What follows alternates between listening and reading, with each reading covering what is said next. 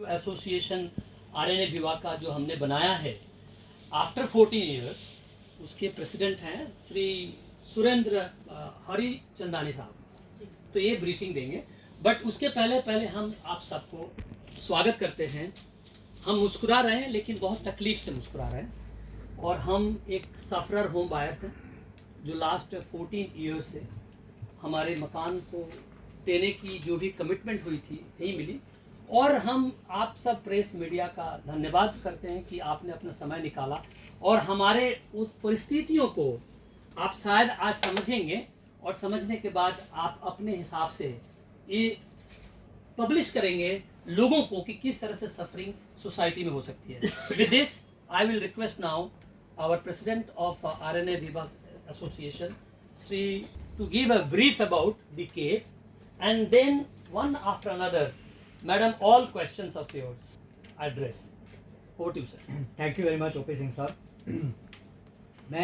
इन्होंने मुझे इंट्रोड्यूस किया एज ए प्रेसिडेंट, बट मैं एक होम बायर की तरफ भी बात करना चाहूँगा, and as a family member of my wife वो एक्चुअली हैड, जिसका ड्रीम था एक घर लेने का अपने सपनों से।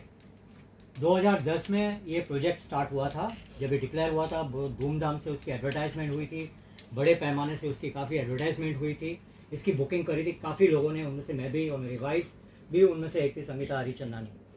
हमने एक एक पैसा जोड़ के EMI लेके उसका हमने पेमेंट करना चालू किया, और हर 2 हफ्ते 3 हफ्ते हम देखने जाते थे। हम लोग मुलुंड रहते हैं, ऑल द वे 40 किलोमीटर्स देखने जाते थे उसका एक स्टेज वाइज क्या ग्रोथ हो रहा है, क्या प्रोग्रेस हो रहा है।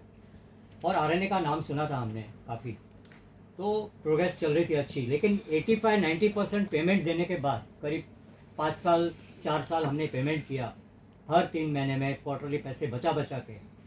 जब 85-90% जो एग्रीमेंट अमाउंट था, एग्रीमेंट का रजिस्ट्रेशन हो गया, स्टैम्प ड्यूटी भर दी हम लोगों ने, और हमको लगा था अभी बस 5-10% बाकी बैलेंस पेमेंट भरना है, और 5-10% ही काम बाकी था जो दिख रहा था। शुरू के जो विंग्स थे ABCDEFG, और ऑल ऑफ सडन काम रुक गया और हमको कुछ पता नहीं था।